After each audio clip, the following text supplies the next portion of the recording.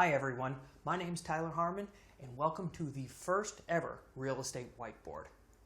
Lately I've been getting a lot of people asking me about the real estate bubble. What's happening? Is there another bubble? Should I buy? Should I wait? I have come down to 4 key ideas that I want to talk to you really fast about, just to kind of dispel these rumors and all the hooey going on about the real estate bubble. So first, let's talk about before and after the bubble. Before the bubble, most of the places in LA or even anywhere across the country looked fairly similar.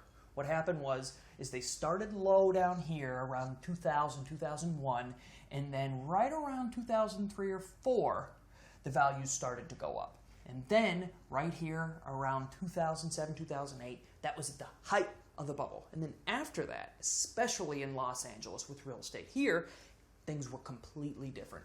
For example, in Pasadena, you may have seen a small dip and then prices took back off again. That's pretty common here in Pasadena. But if you're over in Beverly Hills, you probably just saw a small little dip and prices just went right back on as usual. It didn't affect them a lot, mainly because it's a lot of cash there, it's a lot of old homes.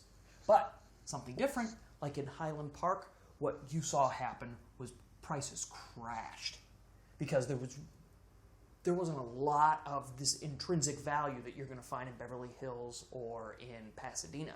But one thing that happened with Highland Park that didn't happen in, say, Pasadena or Highland Park or downtown LA was during this time there was a huge change, a paradigm shift of people moving into the area that weren't there and fixing these houses and putting in these coffee shops and the hipster record stores and all that stuff, and it was a paradigm shift. And so what we saw was after the prices went down, they skyrocketed up.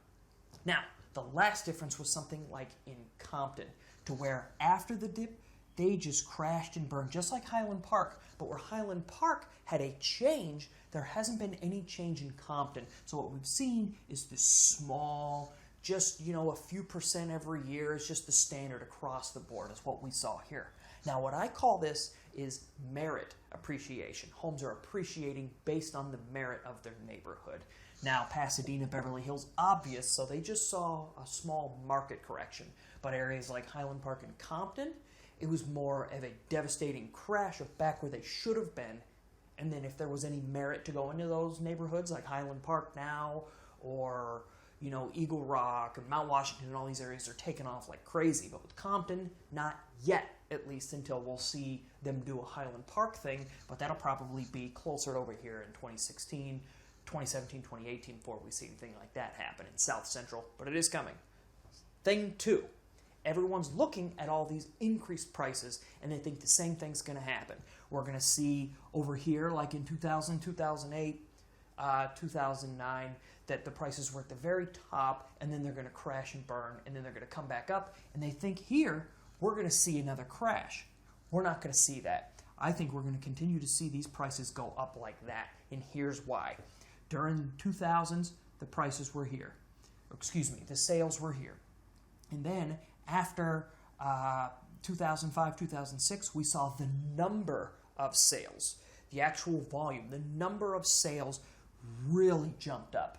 And then after the crash, we saw the number of those sales and those listings fall.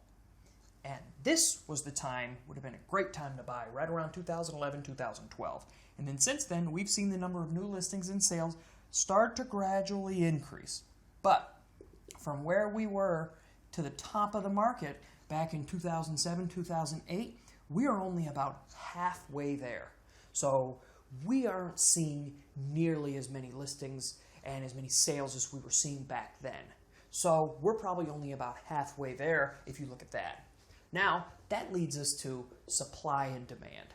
The more supply, the higher the supply goes, the lower the demand goes.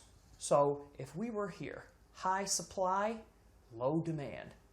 But then if we go over here to low supply, we have high demand. So what happened was, and this is just a swinging pendulum, it goes back and forth here. So when we get to this point here, when there are 1 million listings on the market in the MLS, we're going to see this high supply here, but really low demand. There's not going to be much demand. But then once the prices, once the listings hit rock bottom here, we're in a very low supply. It swooped down, and now we're seeing demand go up, which explains why the prices are going this way. But we're only about halfway there. We still have relatively very low supply, so it would make sense that the prices continue to go up. Only once we've saturated the market over here in this peak are we going to see any issues, and we're far from it. Lastly, loans. This is the big one here. Back in the day, 2005, 6, 7, you saw these ninja loans. Ninja stands for no job, no income, no jobs, no assets. We saw those. They'd fill your forehead. If it was warm, they'll give you a loan. There was also these 80-20 loans. No down payment. You get an 80% loan and a 20% loan and you're in the home. So when anything happened, when they couldn't pay the bills, they'd just walk away from the home because they didn't have any equity in it. They didn't put any big down payment. You write a check for $100,000 now, you're going to think twice before you walk away with your home because now you need these big down payments.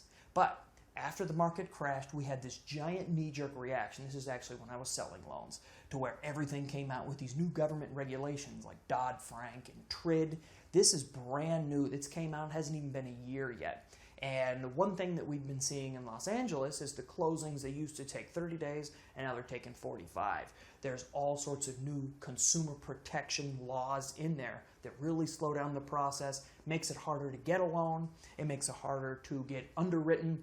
And so if you know anybody who's bought a home in the last year or two, ask them how hard it is. So they're not just giving away loans like candy anymore. So that's very encouraging from our perspective, that people who are buying the homes can afford it and they're putting a lot of down payment down and they got skin in the game. So between those four things, I think we have plenty of room to grow.